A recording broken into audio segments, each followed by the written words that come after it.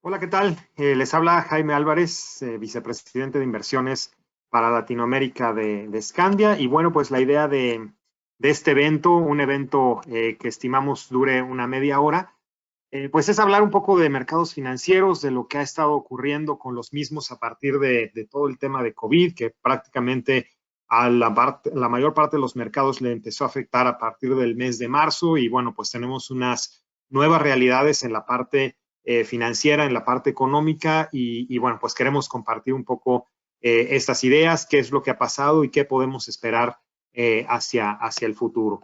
Entonces, bueno, pues con eso vamos a iniciar pues hablando de este panorama económico, como comento.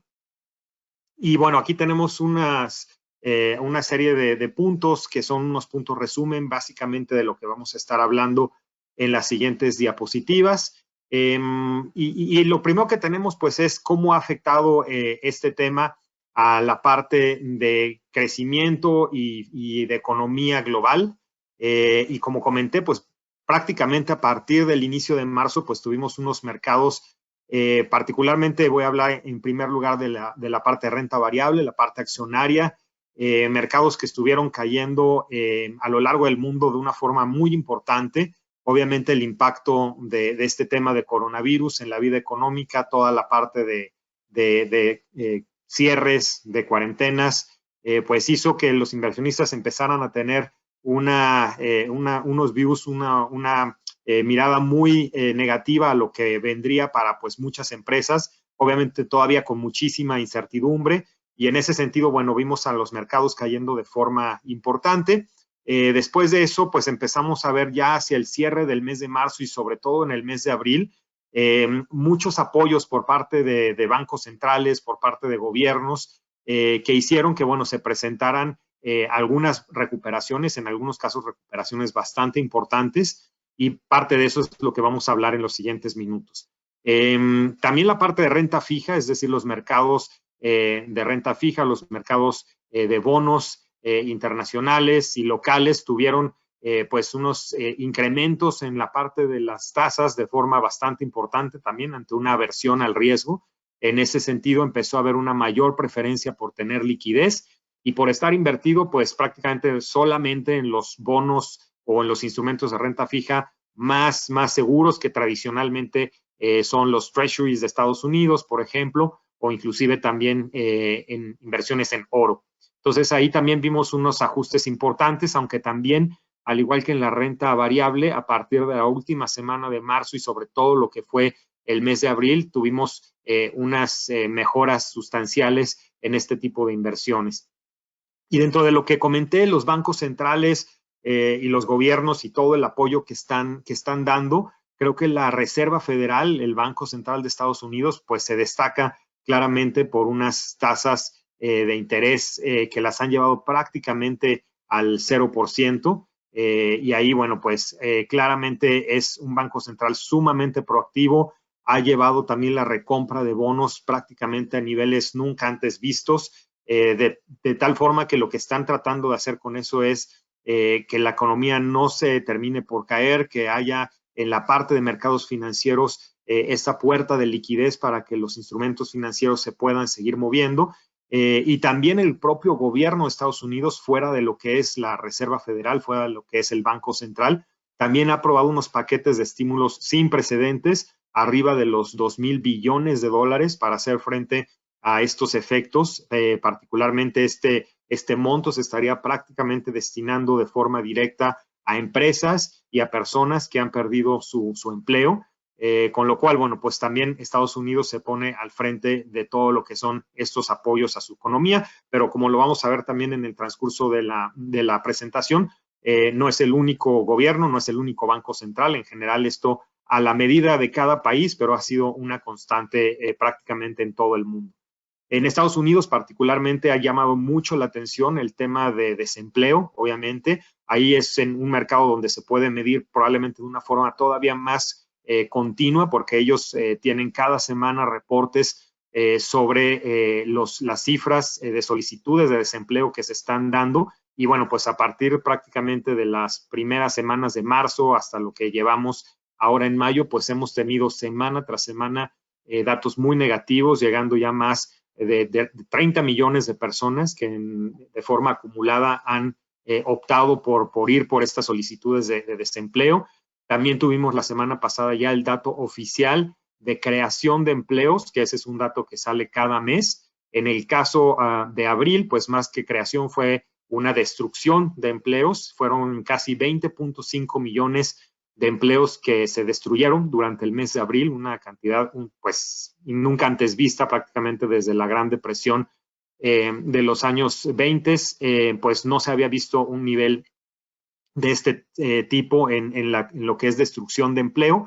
Y bueno, también la parte de lo que es la gente que está desempleada, el porcentaje de desempleo en Estados Unidos, en el mes de marzo lo teníamos cercano al 4%. Hoy, el mes de abril, sube casi a 15%. Y aún así, estas cifras, tanto el porcentaje de desempleo como el tema de destrucción de empleos, fue un poquito mejor a lo que el mercado estaba estimando que tendríamos, ¿no? El mercado, los analistas pensaban que la destrucción de empleo sería cercana a 22 millones de plazas, fueron 20.5, y el desempleo llegaría a 16%, fue un poquito abajo de 15%. Claramente todavía esto no ha terminado y se estima que probablemente para el mes de mayo sí el nivel de desempleo pues ya llegue cercano al 20%. Entonces son claramente cifras nunca antes vistas que están dando pues mucho de qué hablar y de qué pensar sobre el rumbo de la economía y sobre todo de las empresas.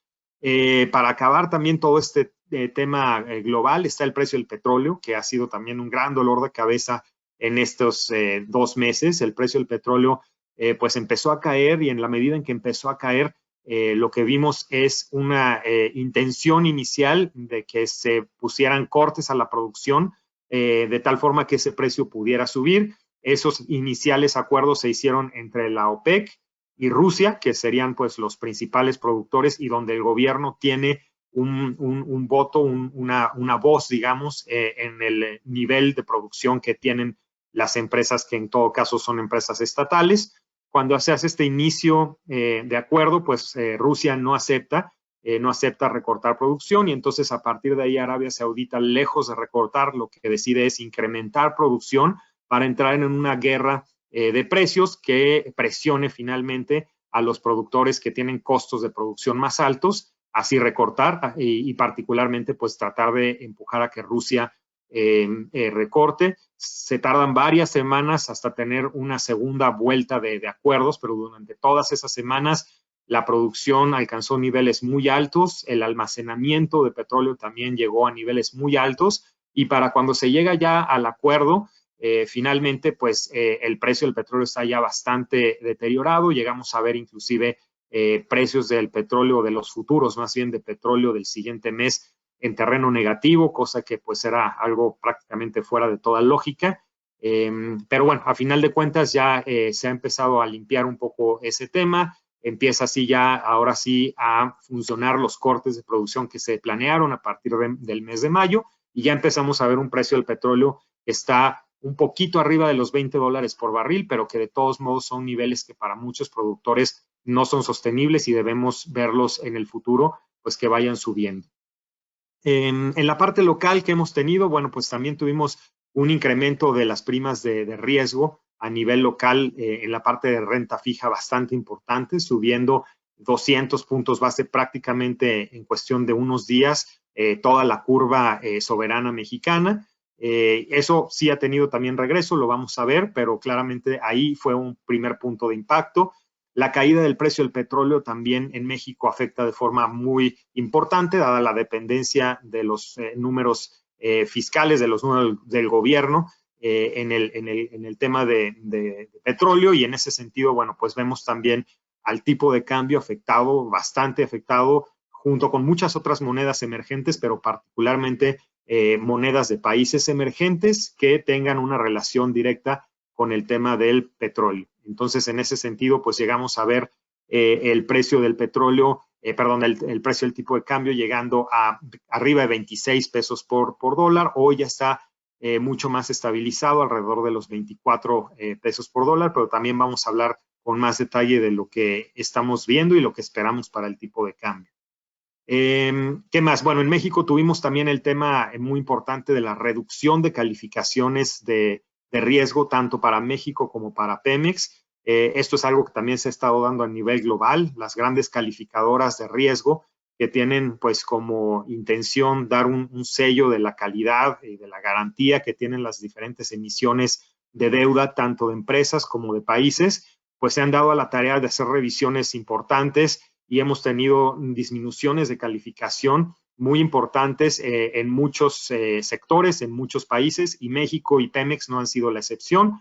Empezamos por ver a S&P bajando la calificación y dejándola, de hecho, con una perspectiva negativa que indica que estarían haciendo una revisión probablemente en los siguientes 12 meses y que tiene la posibilidad de seguir bajando.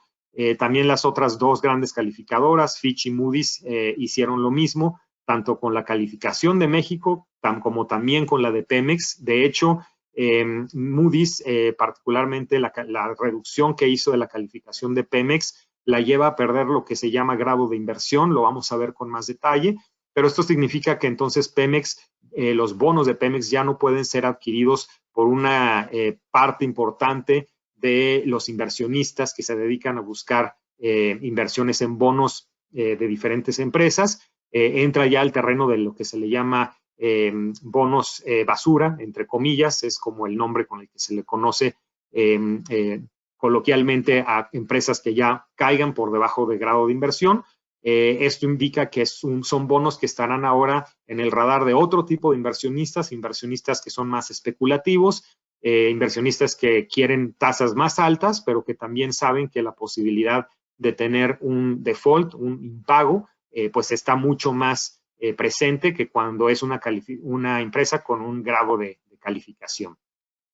Banco de México, también nuestro Banco Central, no fue la excepción, bajó también ya tasas de forma importante, 100 puntos base prácticamente a lo largo de los últimos 2 meses y esperamos que continúe más recortes. Y finalmente el tema de inflación también acá en México, pues la inflación ha caído de forma muy relevante ante tanta falta de actividad económica. De hecho, el mes de abril tuvo una deflación de menos 1%. De hecho, ha sido el nivel de deflación más grande para un mes particular de que se tenga historia. Con esto se lleva la inflación anual a solamente 2.21%.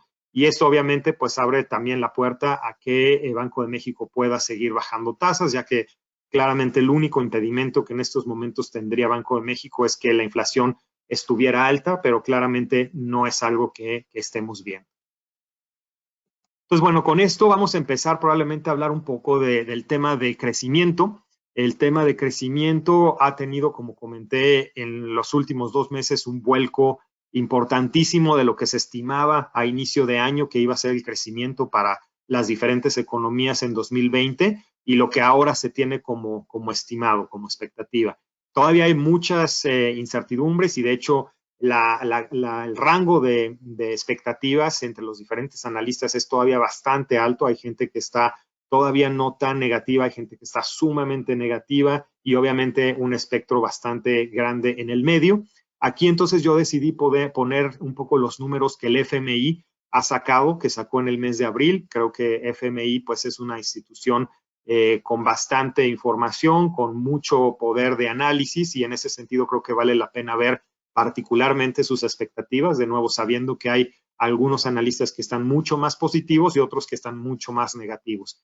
Entonces, en el caso del 2020, y creo que es importante ver el cuadro que tenemos a la izquierda, 2019, como pueden ver, fue un año que cerró casi con un 3% de crecimiento a nivel mundial y podemos ahí ver el desagregado de los diferentes países. Para 2020 iniciamos el año también con unos estimados muy similares a los de 2019. Se esperaba que la economía creciera algo cercano a 3% también.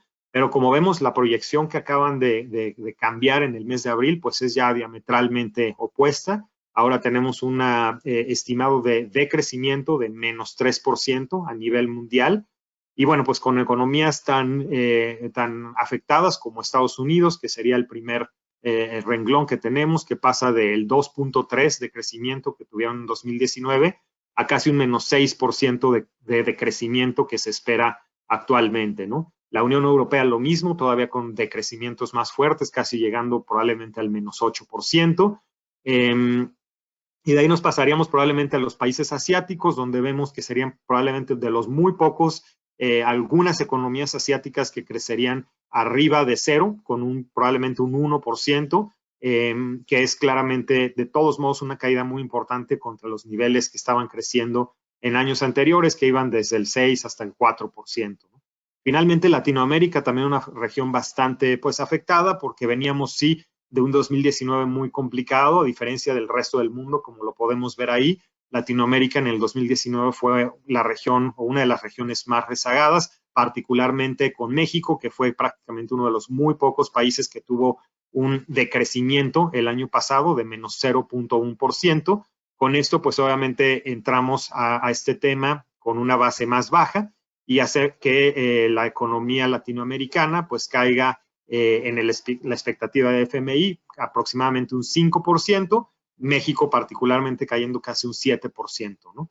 Y acá creo que lo interesante también es no solamente ver el 2020, porque los mercados también están tratando de ver ya un poquito más allá. Sabemos que 2020 va a ser desastroso, es un año prácticamente perdido para el crecimiento económico mundial, pero si se fijan en 2021 el FMI tiene una expectativa de crecimiento bastante fuerte, esperando que el crecimiento sea de 6% prácticamente a lo largo del mundo, con economías repuntando fuerte, aproximadamente un 5% de crecimiento en economías como Estados Unidos, como Europa, que para los niveles de crecimiento que han tenido en años anteriores son niveles de crecimiento muy relevantes. México y Latinoamérica todavía se esperaría que tuvieran crecimientos relativamente más modestos de 3%, pero bueno, en todo caso lo que vemos es un crecimiento muy importante. China, de hecho, probablemente llegando a un crecimiento en 2021 arriba del 9%, lo cual también tenía ya varios años que no ocurría. Y en ese sentido creo que eso es parte también de lo que se está tratando de digerir por parte de los mercados financieros, ¿no? Ese 2021, ¿qué tan fuerte vendrá? Claramente estas expectativas del FMI detrás tienen varios supuestos pues fuertes que se tienen que dar. Y en ese sentido, lo que tenemos es que inicialmente se esperaría que obviamente la parte de contagios esté mucho más contenida, que también los apoyos que se están anunciando efectivamente caigan y sean eficientes en la parte ya de la ayuda a las personas y a las empresas, porque también empieza a haber un poco de duda, si bien los anuncios han sido fuertes, pues qué tanto esto va a permear y va a caer a la gente y a las empresas que realmente lo necesitan. Entonces creo que todo eso son temas que están detrás, son supuestos que se tienen que cumplir, pero bueno, creo que vamos a ver si en los siguientes meses nos empezamos a acercar más a esos supuestos. Y luego en la parte de la derecha, bueno, un cuadrito con más información, creo que de la más importante son columnas que tenemos ahí, crecimiento, que sería el mismo cuadro que el de la izquierda, el tema de inflación, que de nuevo lo vemos cayendo en muchos países de forma importante. Para México se espera tener una inflación abajo claramente del 3%. Luego los temas de cuenta corriente y finalmente los datos de desempleo, que ahí también vemos crecimientos muy importantes. Lo que les comenté, Estados Unidos prácticamente subiendo a desempleo del 10%. Eso implica obviamente que vamos a ver una mejoría en el segundo semestre, porque al momento estamos claramente arriba de ese 10% y eso entonces tendería a mejorar hacia adelante.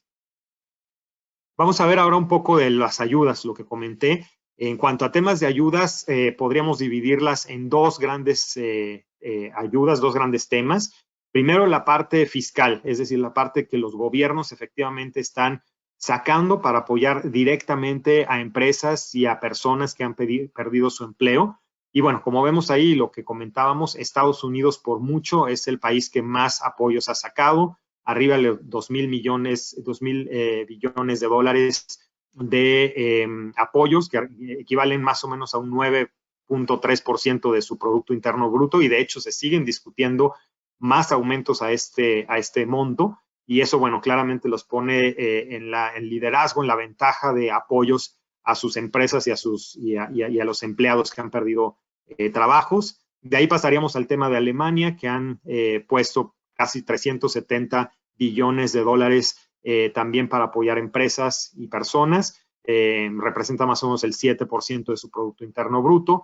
En este caso, pues Alemania es un país que tiene un superávit fiscal, es decir, tiene mucho más ingresos fiscales de lo que gasta y tiene una posibilidad de dar este tipo de apoyos mucho más clara, ¿no? De ahí pasamos a China, que ha dado aproximadamente 142 billones de dólares en apoyos. En cuanto a porcentaje de su PIB, no es tanto, pero bueno, a eso junto con los otros apoyos de los que vamos a hablar hacia adelante, hace que China sí, en el paquete completo de apoyos, esté también bastante al liderazgo de lo que está aportando.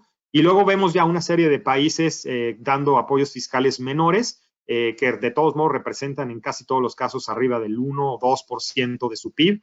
Si vemos aquí, lo que es muy claro es que prácticamente no hay países emergentes en esa lista, y esto es una diferencia importante, ¿no? Los países desarrollados sí creo que van a tener una ventaja en temas de apoyos fiscales, tienen mucho más maniobrabilidad fiscal para dar dinero a sus empresas y a los empleados de esas empresas de lo que tiene el mundo en desarrollo, el mundo emergente.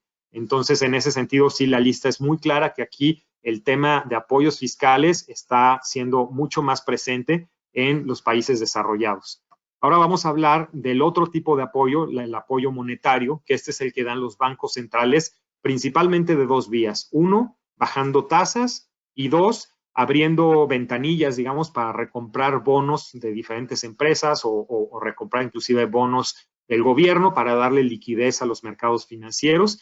Aquí es una lista, como vemos, también bastante grande, donde aquí sí hay muchos países emergentes. La forma en que han encontrado los países emergentes de dar apoyo, pues prácticamente es bajando tasas. Obviamente son países que en todo caso entraron en esta crisis con tasas relativamente altas, más altas por lo menos que las del mundo desarrollado. Es por eso que aquí no vemos ni a Europa prácticamente, ni a Japón, porque ellos ya traían tasas inclusive negativas.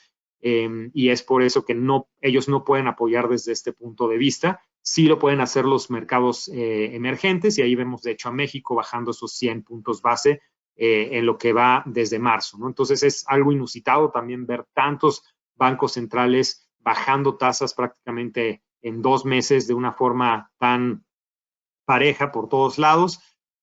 Acá lo cierto es que cuando ponemos los dos tipos de apoyo, los apoyos fiscales son mucho más eficientes en un ambiente como en el que estamos, que es un ambiente con falta de demanda, pero también falta de oferta. Y entonces, en ese sentido, la parte de apoyos fiscales es mucho más eficiente. La parte de baja de tasas generalmente se funciona mejor cuando hay una falta de demanda, pero la oferta no está tan afectada. Y entonces, en ese sentido, sí la parte de apoyos monetarios, la baja de tasas por parte de los bancos centrales puede ayudar, pero no va a ser tan efectivo como la ayuda fiscal que estarían dando el mundo desarrollado.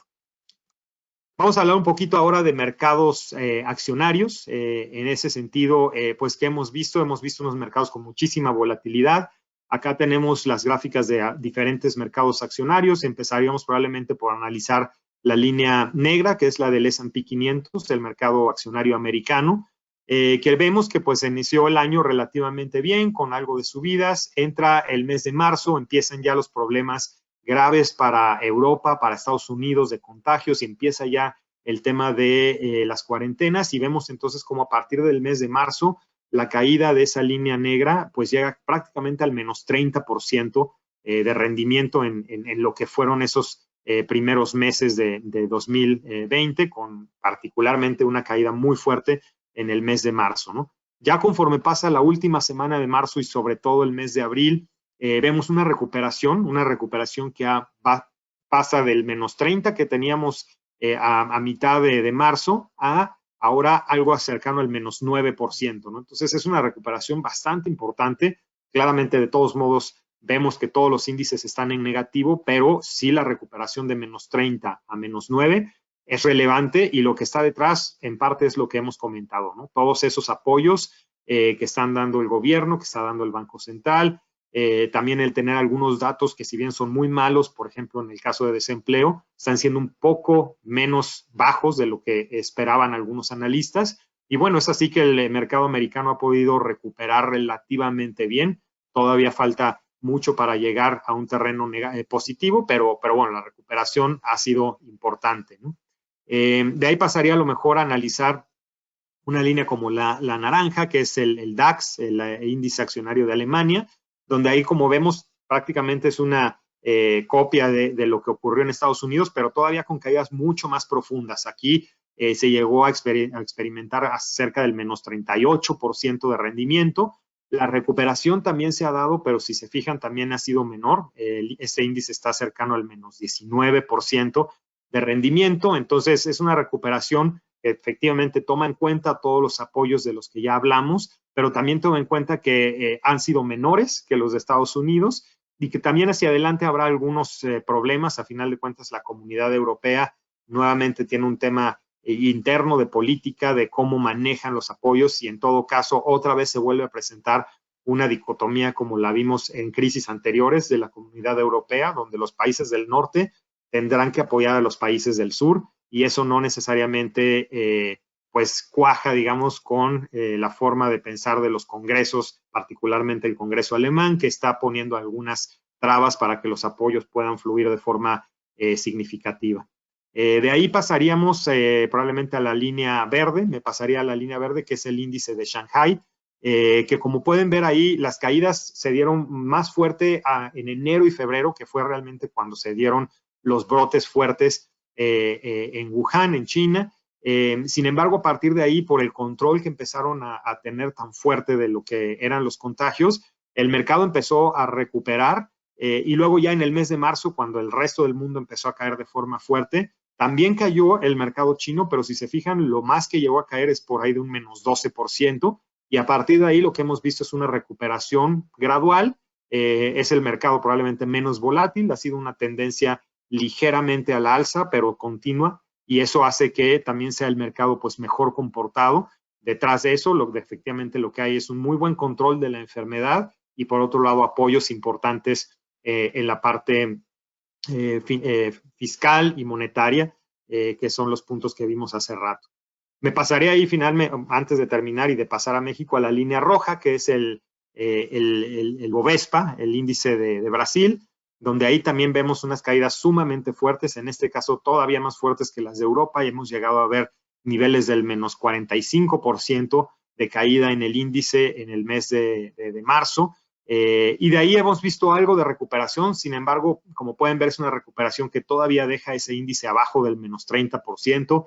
Brasil, un país con mucha complicación, no solamente que está empezando el tema de contagios y está empezando con un mal control de los mismos, sino que también hay un tema político muy complicado, varios ministros renunciando, mucha pues inconformidad de cómo el presidente Bolsonaro está llevando a cabo el control de todo esto, y bueno, pues es un índice claramente muy golpeado, adicional a que es un índice también un país que depende mucho del tema del petróleo, y bueno, pues aquí está claramente el resultado, ¿no? Y finalmente, y me pasaría al caso de México, que creo que vale la pena ver que si bien también tuvimos en el mes de marzo caídas, estas fueron bastante más acotadas que un Estados Unidos o que una Europa, y luego la recuperación se ha dado, efectivamente. De hecho, el mes de abril hemos tenido una recuperación, particularmente al final de abril y algo en el mes de mayo. Es un índice que también en cuanto a volatilidad no ha tenido tanta volatilidad como otros países. Hoy estamos en un menos 14%, que de hecho nos sitúa arriba de Europa o muy por arriba de Brasil. Lo que está detrás de esto, por un lado, es un mercado que sí ya venía mucho más barato, es decir, la afectación se ha dado más en mercados que estaban más caros, en acciones que estaban más caras. En el caso de México veníamos de un muy mal 2018, un 2019 que tuvo algo de crecimiento, pero la verdad fue bastante marginal, y tenemos empresas pues que están bastante baratas. Entonces, cuando entra toda esta afectación, pues México realmente no cayó tanto, la recuperación tampoco ha sido tan pronunciada, porque también los apoyos internamente no se están dando en la parte fiscal, se está dando solo lo que Banco de México está anunciando, y bueno, pues ese es finalmente el comparativo de una bolsa mexicana, no tan afectada como otras, con una recuperación mucho más gradual en el mes de abril y en el mes de mayo de lo que vimos en otras bolsas. Vamos a pasar ahora a la parte de calificaciones, lo que comenté, las caídas que hemos tenido de calificaciones tanto en México, la calificación soberana, como en Pemex. Y bueno, aquí hay un esquema creo que interesante de ver cómo las tres grandes calificadoras pues han hecho sus movimientos en los últimos prácticamente 2 meses. Casi todas estas movimientos que grafica ahí las flechas se dieron en los últimos 2 meses, todas con disminuciones a la calificación soberana y a Pemex. Como comenté, el tema de Pemex entra en un grado de fuera de inversión cuando Moody's hace esa rebaja abajo de esa línea punteada que tenemos. Entonces, los países o las empresas que estén calificados por debajo de esa línea punteada son a los que se les conoce como inversiones que no tienen grado de inversión, o como comenté más coloquialmente, bonos basura, entre comillas, ¿no? Basura básicamente no porque lo sean literalmente, sino porque tienen ese potencial de que en algún momento en el futuro no paguen el capital. También por lo mismo son empresas que tienen que pagar más tasa para que los inversionistas decidan entrar a invertir en esos bonos. Y bueno, pues acá entonces es muy claro que claramente hay mucha divergencia también entre las diferentes calificadoras, pero lo que es una constante es que todas están haciendo revisiones a la baja y que podrían venir más revisiones hacia abajo, ¿no? Y en ese sentido, creo que es interesante también ver esto, qué afectación puede o ha tenido en el precio de los bonos, tanto del gobierno mexicano como de Pemex. Y para eso puse esa gráfica que está a la derecha, y aquí lo que tenemos es la relación entre las calificaciones, entre mejor calificación, que sería lo que está a la izquierda, hasta las que están más abajo, más bajas en calificación. Hay una relación casi directa con el nivel de prima de riesgo, el nivel de tasa que se les pide a los bonos para que los inversionistas puedan entrar o estén cómodos en entrar a ese tipo de riesgos. Entonces, como vemos, países como Francia o Corea del Sur, que tienen muy buenas calificaciones de crédito, pues se les pide un premio muy pequeño, y conforme nos vamos moviendo a calificaciones más bajas, se pide mucho más premio para que los inversionistas entren a los bonos de esos países. Y el caso de México creo que es interesante porque si bien está en una calificación no tan mala, por ejemplo, como el caso de Colombia o de Brasil, ya la prima de riesgo que se le está pidiendo hoy a los bonos, pues ya es igual o inclusive mayor a la de esos países, ¿no? Entonces esto claramente refleja que el mercado está digiriendo que en el futuro vamos a estar en niveles de calificación más bajos, y eso ya está hoy en los precios, ya está hoy en los niveles de tasa que tenemos. Entonces es por eso que cuando se dieron estas disminuciones de calificación, realmente no hubo una afectación todavía mayor a la que ya se había venido dando durante varios meses, inclusive desde el año anterior, donde se veía que este tema de caídas de calificación era una posibilidad. Claramente el tema de COVID lo ha acelerado, pero ya, digamos, los inversionistas lo tenían relativamente digerido. Vamos a ver muy rápido el tema de tasas. En el tema de tasas, pues hemos tenido una caída importante, como comenté, después de la subida tan fuerte que tuvimos en el mes de marzo, y el bono de 10 años ya está pagando abajo del 6%. Precios de petróleo, lo mismo, vemos que hoy estamos en niveles de abajo de $20 por barril, pero conforme están las expectativas en los diferentes trimestres hacia adelante, se espera que el precio del petróleo vaya subiendo. La línea amarilla es lo que estaríamos esperando en el primer trimestre del 2021, que estaríamos ya en niveles de $42 por barril. Ciertamente no son los niveles de $60 por barril que teníamos el año pasado, pero bueno, ya serán niveles un poco más digeribles, sobre todo para muchos productores que no pueden tener retornos, utilidades a los niveles actuales, ¿no? Tipo de cambio, pues muy afectado, como lo comenté, el peso mexicano con una variación en el año casi del 28%. La única moneda más afectada es el real brasileño. Otras monedas también ligadas al tema de petróleo, como el peso colombiano, también cerca de 20%. Y los emergentes con menos liga al petróleo, también depreciados, pero menos, ¿no? Y ahí vemos el caso del peso chileno o el sol peruano, que están depreciados, pero pues bastante menos, ¿no? Ahí vemos también la caída del precio del petróleo, la última línea, casi 70% de caída en lo que va del año. Y en tema de tipo de cambio, me gustaría poner esta gráfica como más de largo plazo, donde lo que vemos es que el tipo de cambio llega a tener momentos de, como se le conoce, spike, de subida muy fuerte, cuando hay momentos de crisis, para después regresar y ponerse en niveles mucho más laterales, ¿no? Creo que la última crisis de este tipo que pasamos fue en 2016, donde vemos a finales un brinco importante que fue la elección de Trump, donde había mucho nerviosismo. En ese sentido, pues el tipo de cambio brinca de una forma bastante importante, de niveles cercanos a 18 pesos a prácticamente por ahí de 21, 22 pesos por dólar, después de que se empieza a digerir que realmente el tema con Estados Unidos no va a ser tan crítico, que la relación no se va a romper, empieza una disminución del tipo de cambio y pasamos prácticamente 3 años en niveles promedio de 19 pesos por dólar. Obviamente cuando hay algún tipo de ruido, hay volatilidad, pero si se fijan, un promedio de 19 pesos por dólar es lo que vivimos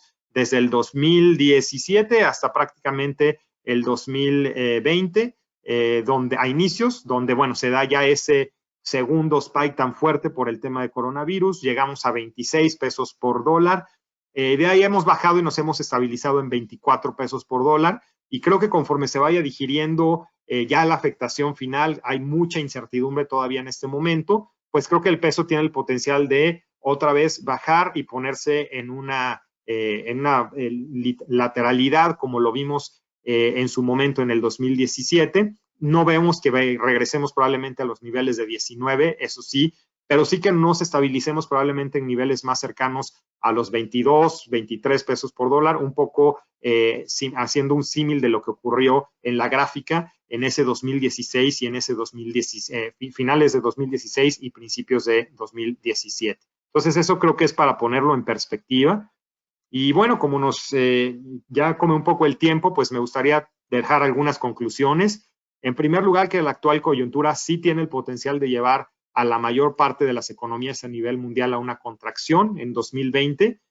Sin embargo, la recuperación que podríamos esperar en 2021 es fuerte, pero dependemos de que, primero que nada, las empresas sean apoyadas en esta coyuntura de liquidez y que también el tema del contagio, de las curvas de contagios, pues vayan controlándose mucho más efectivamente, ¿no?